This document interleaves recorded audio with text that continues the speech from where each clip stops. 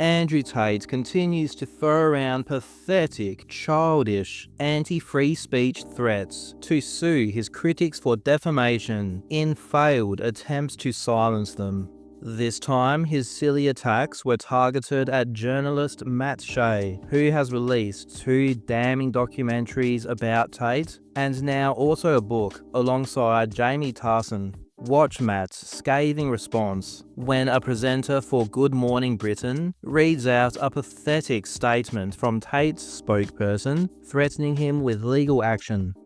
Your accusation is that Andrew Tate propagates violence, misogyny, control.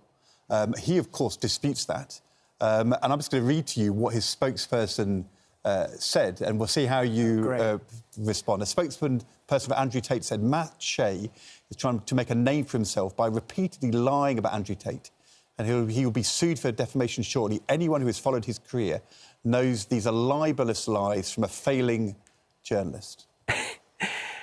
OK, well, I'll respond directly to you, Andrew, if you're watching this from the beach club in Dubai. First of all, it's not defamation if it's true. Second of all, to defame someone's good reputation, they sort of have to have one in the first place. And I genuinely can't think of someone alive today who has a worse reputation than you. And third of all, this is just an intimidation tactic. You're scared of journalists like us and of the media because we give a platform to your alleged victims and we hold you to account. We're not afraid. I'm not afraid. And your alleged victims are also not afraid. That was brutal. You could say a decisive knockout victory to Matt Shea over Andrew Tate. I think he couldn't have said it any better, and I would say the exact same for the pathetic, childish lawsuits which the Tates have filed against myself and a number of other individuals. Tate presents himself as some sort of free speech hero, but he's an absolute fraud. He's an absolute baby who will desperately use whatever he can to intimidate his critics and people that hurt his feelings into silence. And in the case of myself and a number of others, he has failed miserably.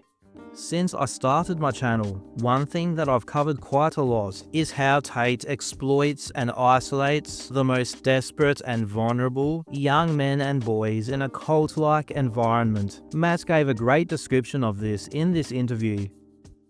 But what influence do you think he's genuinely having on young boys and girls?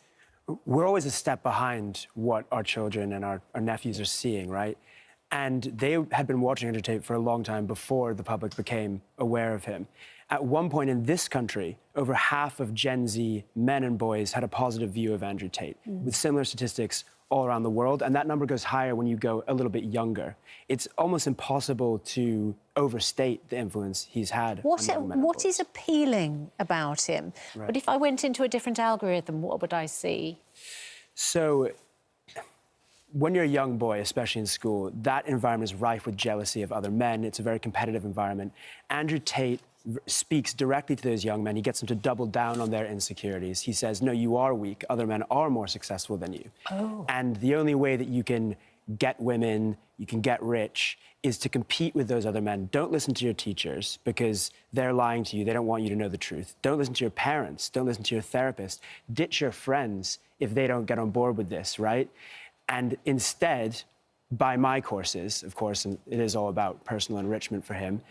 And if you go into those courses, and I've been in them, you know, they are essentially teaching young boys, some very young, to ditch, you know, their parents, their teachers, and to buy into this extremist, misogynist worldview where you're constantly competing with other men for women, for resources, for you know, physical prowess. I too have been inside Tate's so-called university and seen the things that Matt speaks of. Firstly, a very, very young demographic, predominantly boys between 12 and 18 years old. I've seen them encouraged to isolate themselves from their friends and family if they don't agree with them being a part of the cult of Andrew Tate. And I've shown evidence on my channel of Tate's so-called professors pushing kids to work extreme hours in Hustlers University and cut out sleep.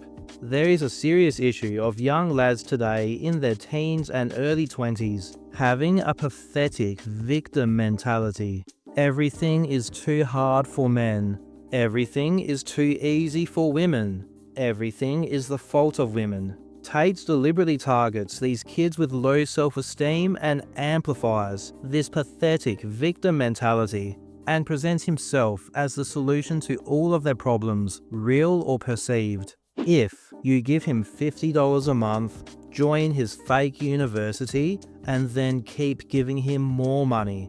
Thankfully, a lot of lads have woken up. Tate's following and influence has dwindled, and it's up to the young lads of today to never let this happen again.